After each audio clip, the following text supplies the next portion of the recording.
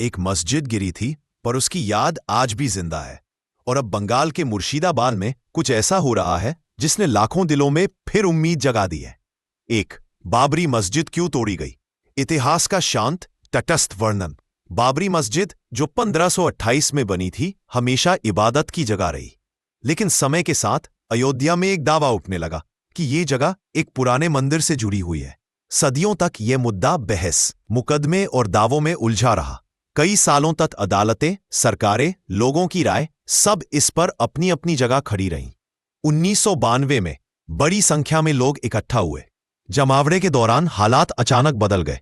नियंत्रण टूट गया और बाबरी मस्जिद ढहा दी गई। ये घटना देश के इतिहास की बड़ी घटनाओं में से एक बनी।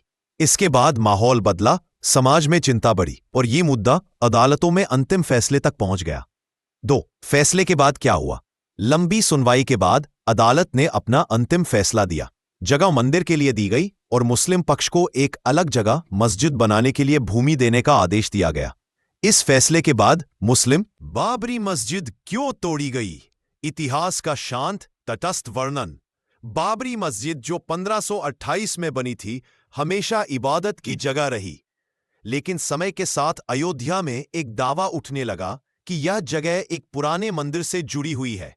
सदियों तक यह मुद्दा बहस, मुकदमे और दावों में उलझा रहा।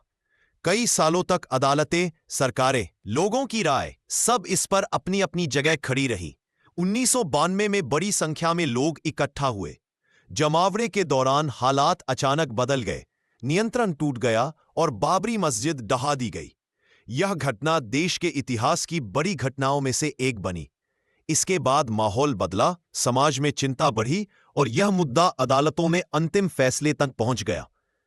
31 फैसले के बाद क्या हुआ? लंबी सुनवाई के बाद अदालत ने अपना अंतिम फैसला दिया। जगह मंदिर के लिए दी गई और मुस्लिम पक्ष को एक अलग जगह मस्जिद बनाने के लिए भूमि देने का आदेश दिया गया।